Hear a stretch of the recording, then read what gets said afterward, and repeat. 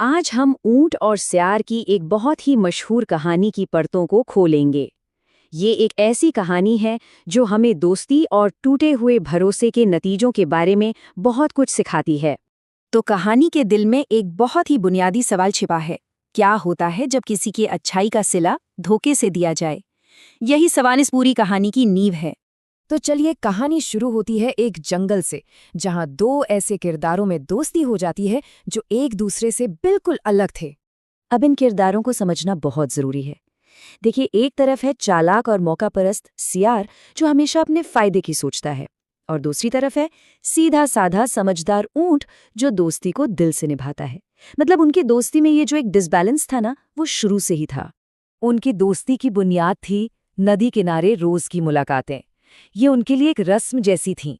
वो घंटों साथ बैठकर अपने सुख दुख एक दूसरे से बांटते थे, और यहीं पर वो भरोसा बना था, जो अफसोस आगे चलकर टूटने वाला था। लेकिन हर दोस्ती की तरह इस दोस्ती का भी एक इम्तिहान होना था।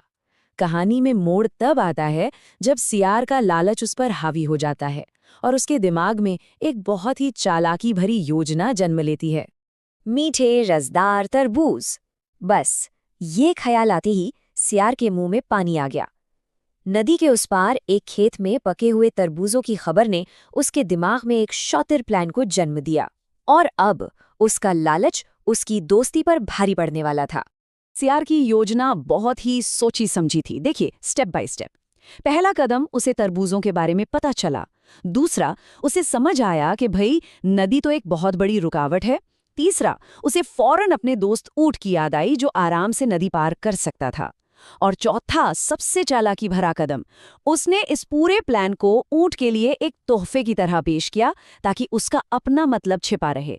सियार ने ऊंट को जाकर कहा कि उसे पता चला है नदी पार मीठे तरबूज पके हैं, और चूंकि ऊंट को तरबूज बहुत पसंद है, वो उसे ये खुशखबरी देने आया है। उसने बहुत सफाई से ये बात छिपा ली कि वो खुद तो नदी पार कर ही नहीं सकता। बेचारा सीधा सादा ऊंट उसकी बातों में आ गया। और अब कहानी उस मोड़ पर आ पहुंचती है जहां भरोसा चकनाचूर हो जाता है। ये वो पल है जब सियार का असली स्वार्थी चेहरा सबके सामने आता है। और फिर सब कुछ बहुत तेजी से हुआ। सियार ने तो जल्दी जल्दी अपना पेट भर लिया, लेकिन फिर ऊंट के लाख मना करने के बावजूद वो जोर जोर से हुआ हुआ करने लगा। उसकी आवाज सुनकर खेत का मालिक लाठी लेकर दौड़ा चला आया। सियार तो छोटा था, वो झट से छिप गया, लेकिन ऊंट अपने बड़े शरीर के कारण पकड़ा गया और उसकी बहुत बहुत पिटाई हुई। बाद में जब ऊंट ने सियार से उसकी इस बेवकूफ़ी का कारण पूछा, तो उसने बड़ा ही बेतुका और स्वार्थी बहाना बनाया। जानते हैं क्या कहा? बोला, जब मेरा पेट भर जाता है तो मुझे अपना खाना पचाने के लिए हुआ हुआ करना ही पड़ता है। इस जवाब से साफ था कि उसे अपने दोस्त की जरा भी परवाह नहीं थी। लेकिन कहानी यहाँ खत्म नहीं होती। अब पासा पलटने की बारी थी। कहानी अब उस हिस्से में पहुंचती है जहां नदी खुद इंसाफ करती है। दर्द और गुस्से से तिलमिलाया हुआ ऊंट खामोश रहा।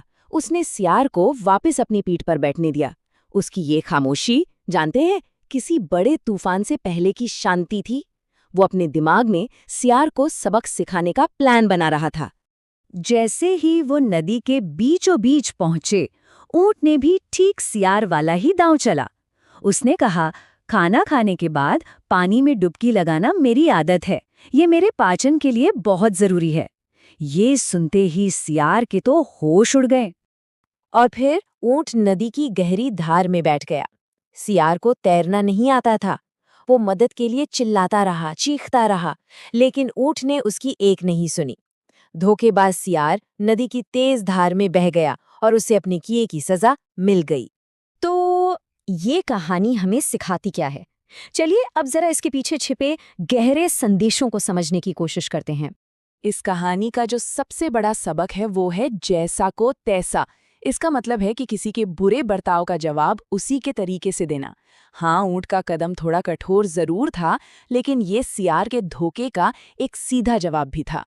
तो इस कहानी से कुछ बहुत ही सीधी और साफ बातें समझ में आती हैं।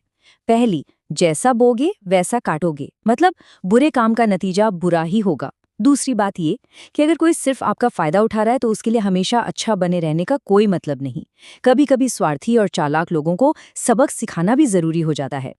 तो ये कहानी सिर्फ धोखेबाजी के बारे में नहीं, बल्कि आंख बंद करके भलाई करने के खतरों के बारे में भी हमें चेतावनी देती है। और अंत में ये कहानी हमें एक बहुत ही गहरे सवाल के साथ छोड़ जाती है। इंसाफ और बदले के बीच की वो बारीक लकीर कहाँ है? क्या ऊंट ने जो किया वो इंसाफ था या सिर्फ एक बदला? इस सवाल पर सोचने से ही हमें इस कहानी की असल गहराई का एहसास होता है।